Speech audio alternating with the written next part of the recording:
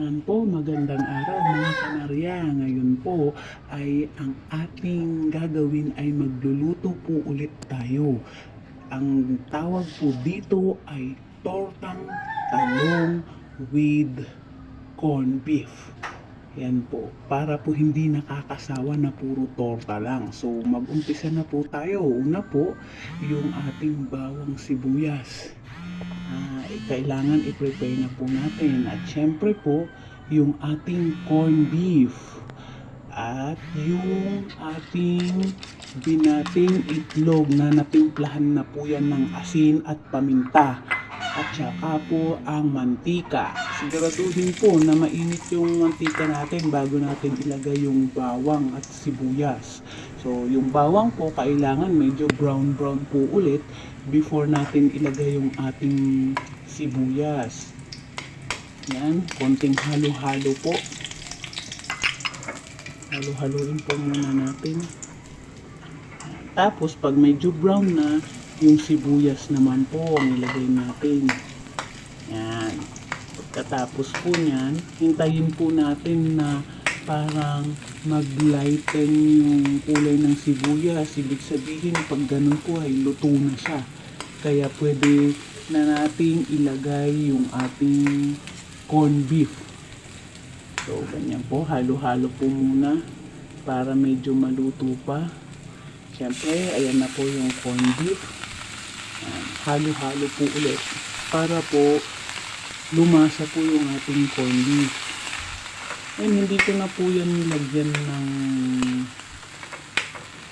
mga pampalasa katulad po ng asin o paminta kasi may lasa na po yung corned beef mismo. Masyado na po kasi siya magiging maalat pag bibigyan pa natin ng asin. So, yan po.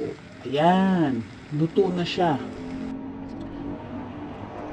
Pagkaluto po, itabi po muna natin at ito na po yung ating talong na inihaw. Ayan, nilagay ko na po siya agad dun sa binati natin kanina na itlog para lumasa po.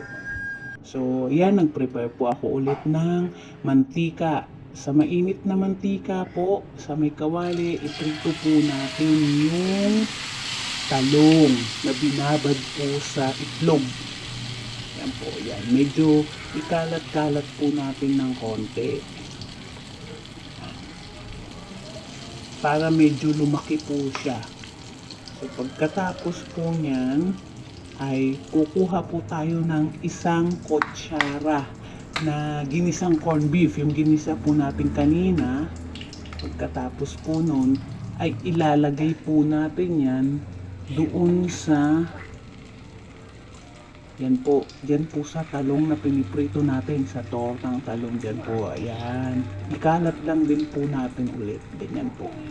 So, ikalat-kalat po natin. So, habang piniprito po natin yung kabilang side, kinalat ko po muna at lalagyan po natin ng konting sabaw ng itlog na pinagbabaran po natin ng talong natin, na inihaw na talong, yan. Yan, medyo inano ko po yung gilid, yan, para hindi po lumabas yung corned beef. So, ganyan po ang gawin natin. So, habang hinihintay po natin na maluto yung kabilang side po niyan.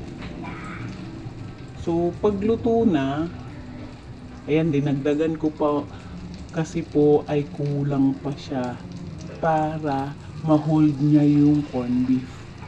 So, pagluto na,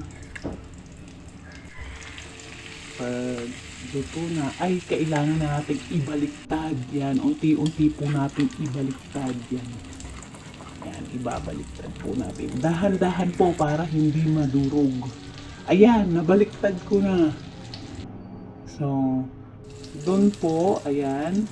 Yan, luto na agad ang bilis. Pagkalipas lang ng ilang minuto, luto na.